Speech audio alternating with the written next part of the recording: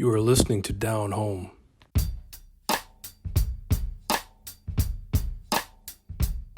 A few months back, Jay and I were talking about how important a role sports played in our lives growing up in Nova Scotia.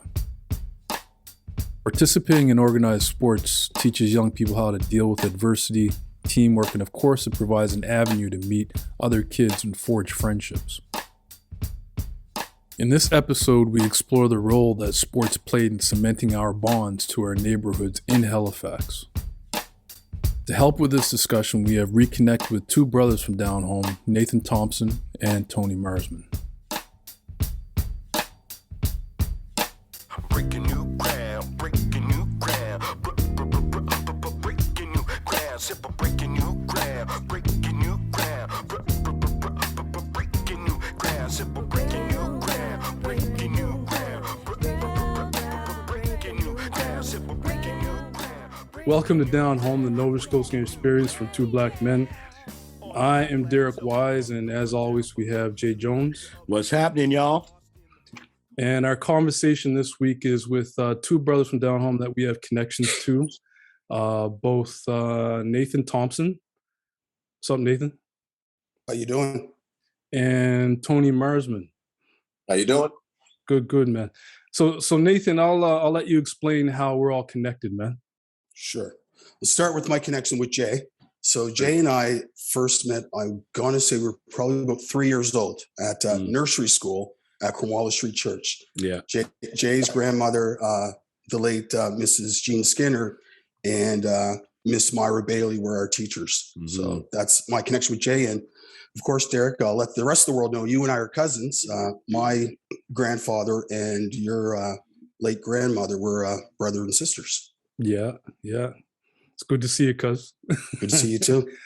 And Tony, how are we all connected, man? Yes, as you know, me and Jay, we grew up in the Heights together. First two black families up there.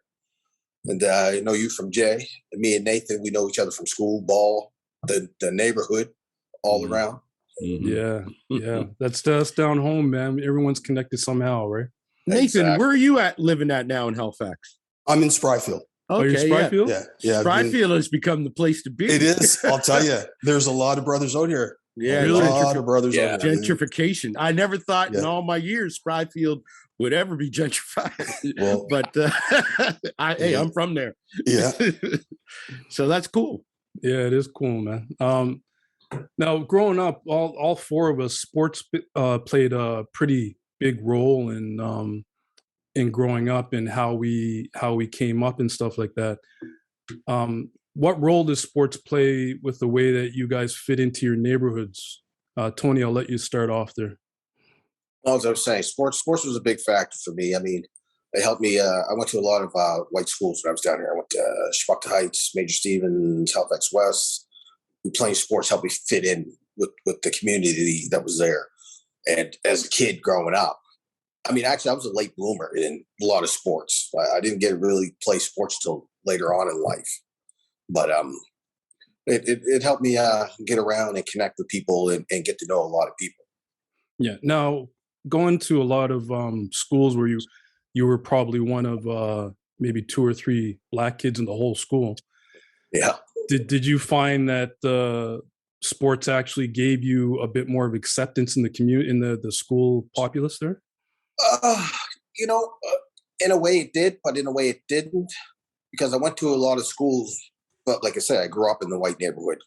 So all my friends that I went to school with were still there, even though we didn't play ball. We didn't do anything. We didn't play sports, nothing. I still knew them. But I met more people playing sports and connecting with more people through sports. If I didn't play sports, I probably wouldn't have the friends I have now. Right. That's a valid point. And because, I know ball was big for you, but what role did it play in having you to connect to your neighborhood, the North End? Yeah, sports was huge growing up. As most of you guys know, the community Y. I started going there when it was in Alexander School. Right. I had the ability to meet a lot of good friends. But most importantly, I met a lot of good mentors. One of my first coaches was the late, great Gary Farmer. And not only did he teach us about, playing basketball, but it was also about, being successful in the classroom as well. I can remember going on trips, we'd go to Cape Breton, and if we were going to Sydney, well, we stopped at the Alexander Graham Bell Museum in Bedak because we were getting a history lesson, right? So for me, sports was huge. I mean, it was a way for me to fit in, like Tony mentioned also, but it was also a way for me to stay busy, right? Is, just growing up, in the inner city, there's a lot of different distractions. And I was just lucky enough to have sports to kind of sway me away from all of those distractions. Yeah. It's, talking about the North End, there were a lot of really talented athletes that came out of the North End. Anything come to mind? Anyone come to mind? Tons. I'll tell you, I'm just going back to looking at my uncle's, Jason's generation, and the basketball players that came from that era. We're talking like the Augie Jones, Wade Smiths, the Tyrone Carvers, the Daryl Johnsons.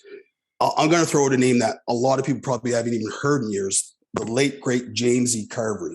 James E. was a phenomenal athlete, right? Phenomenal athlete. Just doesn't get the credit that a lot of these other guys do because he passes, at a younger age. Yeah. Those guys are sometimes often forgotten, but paved the way, And, Exactly. Honestly, like Tony, for us growing up in a white neighborhood, essentially 2 Black families, playing sports was really the only way we bonded a lot in how you sort of became acclimated with your white friends, because that was, we're coming from an age before computers and video games. You had to be outside anyway. So, you were out there doing something fun and constructive. It's funny. And the dynamic would change sometimes.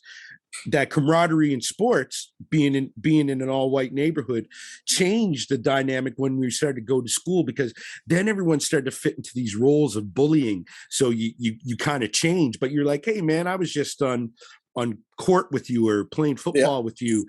And it's so funny. I remember going, okay, I'll remember that the next time we're on the court. So you take it at them a little bit more. But it's funny how the common bond through it all and how you gain respect from each other is sometimes on those courts or fields that you're doing battle on, Yeah, exactly. It's interesting because that's, Nathan, you and I growing up in the North End, that's an aspect of it that we really didn't, like me with football and you with basketball, like we didn't really have to deal with that. Like I remember in the North End at the time, there weren't many other faces other than Black faces that I grew up around and played sports with, right? Mm-hmm. Yeah. All right. Well, continue on that theme though. Like Tony, growing up in an all-white neighborhood, when you were younger, besides your family, what other type of outlets did you have to experience Black culture in Halifax? Oh man, you know what? To be honest with you, growing up, not a lot. I mean, I had my family, and we grew up. I mean, you can ask Jay. I mean, even Jay. We're the 2 Black families up there, but me and Jay never hung until later on in life. Mm-hmm. Right. You know what I mean? We never really met and hung out. I mean, Jay's a couple years younger and stuff, but it was like, you know what I mean? It was just like, it was still 2 worlds. He was down there, I was up here, kind of thing. Yeah. Right. And we always knew each other. Yes. But other than that, it was just like my family. People would always come to our house, like to the Marsman's house up there in the Heights, and the parties on the weekends, Sunday dinners, and stuff like that. So other than that, I really didn't go out a lot as a younger kid until my young teens.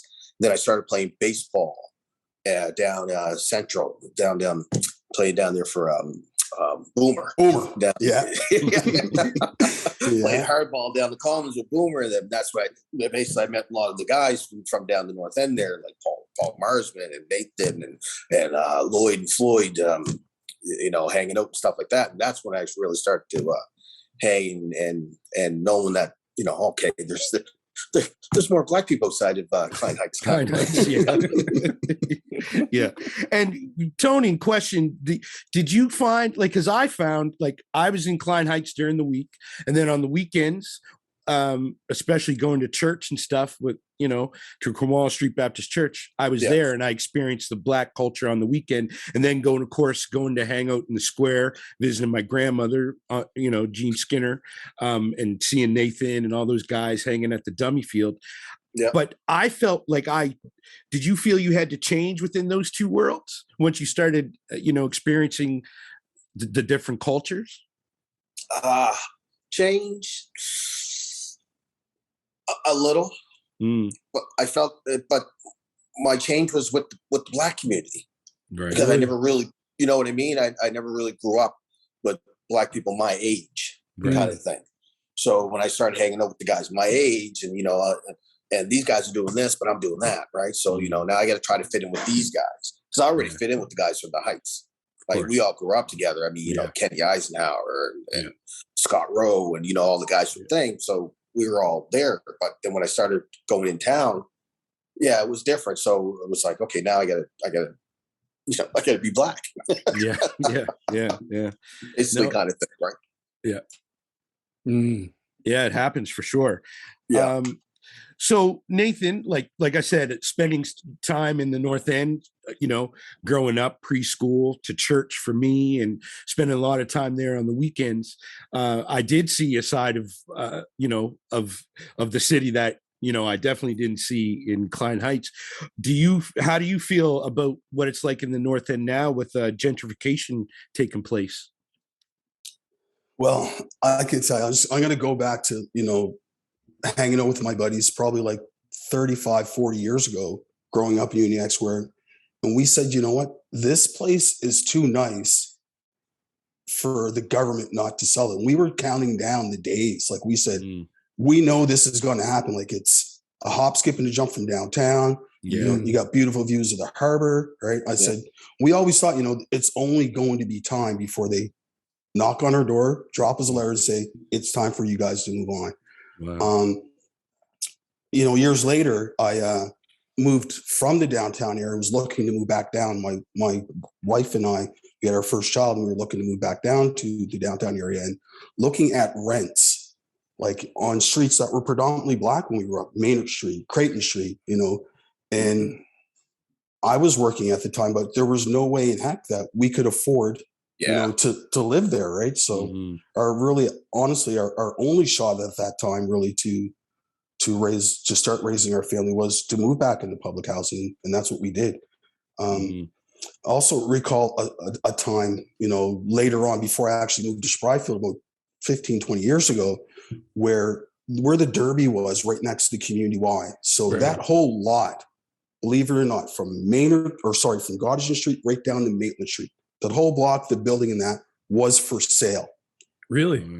$250,000. Wow. Sounds like a crazy stretch of amount of money, but we're talking $250,000 for an entire, almost half a block, right? And I can remember like just going around to friends, like, guys, like, we should try to get our money together, right? And, do something. But unfortunately at the time, we had like a pot to pee in and a couple pennies to scratch together, and no one really had the money at the time. But looking back at it, like, if we could have got our hands on something like that, and just the potential, of things that we could do for our community, right? The Black businesses, right? Things like that, having our own Black nightclub, right? Was a goal, always a goal of mine. I mean, you guys know yourself, we've all been, to the downtown clubs, and they'll take your money, but do they really want you there? You know what I mean? So there's always something sometimes. Yeah, the changes in the North End, like I haven't been home. I was home a year before COVID. So 2019 was the last time I was home. Seems like ages ago, but every time I go home, I would walk through and walk down Creighton Street and look at my grandmother's house, kind of thing. And this last time that I went, Creighton Street was very different. Very, very different. A lot of changes going on down there. Yeah, and all the businesses and all the construction that was going on Gottingen Street, like at first look, it's like, oh yeah, great, but then you're walking down the neighborhood and the faces are very different. All those old faces, all those old families are gone. Yep.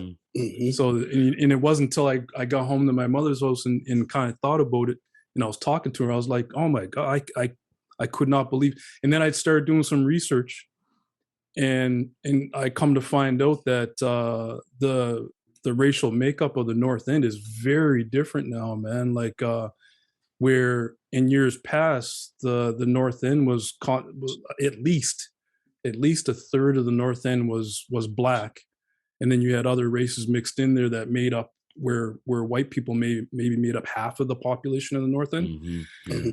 Now, like there's, I think the last time I looked, it was like 12 to 15% Yeah. are black families now. So yeah, it's kind of disheartening. It's pretty bad, man. Yeah, communities getting scattered. So, and I wonder if do you guys find you lose a sense of self as far as being a part of the Black community and having to scatter based on these sort of things like gentrification stuff? What do you do that keeps that sort of Black spirit alive? Tony, why don't you answer that, man? Oh, me. I mean, like I said, I family's always been there. So as long as I got the family with me, all right, we know we can always talk about things, always deal with stuff that way. But as with the spread and the thinness, I mean, everyone's moving, Mhm. everyone's doing something. Yeah, I just like, you know what I mean. I keep to my family now and just go from there. yeah. Yeah, Well, yeah. that's the main thing. I guess that's where the community really starts, right there. Yeah. So Derek and I decided to leave Halifax to explore different things, and I remember Tony, you being kind enough to put me up for a couple months before I made the transition. Oh, it was months. Jeez, Yeah. I'm surprised we're still friends. No, but seriously, he was kind enough to do that, and I got quite close with his family before leaving, and I always cherish that. But yeah, we left down home, and what went into your decision to stay? Both of you. Nathan, you go first. Sure. For me, I think a lot of it was fear. Really? Fear of the unknown, to be honest. I can remember my first year of high school, my mom moved to Toronto for a job. And Yeah. I seriously was thinking about, okay, Nathan, this could be a good move for you. You get to Toronto, it's a bigger city, more exposure. And then I thought, you know what? I'm going to miss too many people, right? I mean, Yeah. yes, my mom is there, but I got to see her 4 times a year. Mm. So it wasn't so bad. It kind of lessened, the hurt and the sting. But Mhm. for me, honestly, my fear of, being away from all of my family and friends is, I think, what kept me here in Halifax. Yeah. Yeah. That's a good reason. What about you, Tony? Oh, you mean it's basically the same thing. I mean, I go on as family, right? I mean, Yeah. you know me. I mean, I had my son young, Mhm. so I was a young teenager with a kid, and moving away just wasn't in the cards, right? The family was here, all my friends were here, so I was like, we stayed, we planted, and we just built from there. Yeah. Yeah. Yeah, it's interesting. I wonder sometimes because my cousin Corey, who's like a brother, he moved pretty much. Well, he wasn't the first one to move, but when he moved, it was almost like, okay. And me and Jay came up here and visited him a few times in the freezing cold of like February of Toronto. Yeah. And we did that a couple times, and then other family members started moving, like my cousins, like Tess and Monique, they started moving. And when that happened, it was like, okay. And then I took a huge jump to go to Australia. Mm-hmm. Yeah. But and then it wasn't even a question when it was time to move home to Canada, whether it would be, I had to move to Toronto because it was the largest city. Yeah. At that point. And the industry you were in was a lot different here than it was in Halifax, finance. Yeah. Industry, yeah. So but more opportunities, but finance industries, well, don't get me started on that, man. Yeah. That's SOB industry. But anyway, Yeah. so that's a whole nother podcast. Yeah. Well, within hindsight, you know, this was the place to be. Yeah. And for me, it was like my mother lived here, and, you know, I still had my father's side of the family, and not, you know, and some Joneses down there, but I also didn't know my mom very well. So I wanted to sort of saw what else could come my way with the things I wanted to pursue as far as passions go. And that relationship was also a passion too, to sort of see how I could fit that into my life, and it would help propel me forward. You know, it's been a long journey, but I honestly miss Halifax. I miss guys like you hanging out, you know, especially now as we get older and we're all growing and we see things from different perspectives. And, but you know, I really do love it here, you know? Yeah, definitely. No, this has been great. Do you guys have anything to add before we wrap up? Tony? Oh, me? No. I mean, like I say, you know, if you talk to the young ones are there, just, you know, keep tight, keep it good. Right. That's about it, basically. Yeah, that's actually a good point, man. There's some really young Black people in the Nova Scotia area that are really active, and you're right, man. They're on it, and like we've connected with a couple of them through the podcast, and it really heartens me to know that they're carrying a torch, a heavy torch, man. They are. I mean, and it's harder nowadays. I mean, like Jay, when we did recreation, I mean, there's no rec nowadays for the you know, the younger kids and stuff like that. Yeah, everything's money, right? Everyone wants money for something. I mean, the sports now, the money it's outrageous to put kids into sports, and family of 2 or 3. It's like it's hard. Yeah. Right. Yeah. Nathan, you got anything to add before we wrap up, man? Just I wanted to add just a little piece of the whole gentrification piece. And one thing I noticed as well is, again, growing up playing sports at the community wise, when my kids got into sports, I noticed how when I played, it was just kids from the North End, or if you had a connection to the North End. So like your parents lived there, you played at the Y. But when my kids started playing, what I started seeing is, you know, kids from Bedford, kids from Cold Harbor, kids from all these places coming. And when I look back at it, I looked at, okay, why are they coming? First off, I knew it's because of the top-notch coaching and mentorship that they were getting at the community Y. And also, it comes down to fees. Like Tony said, like they put your kids in sports. It's crazy expensive. But with the community Y housing their own building in that, they could cut their fees kind of in half.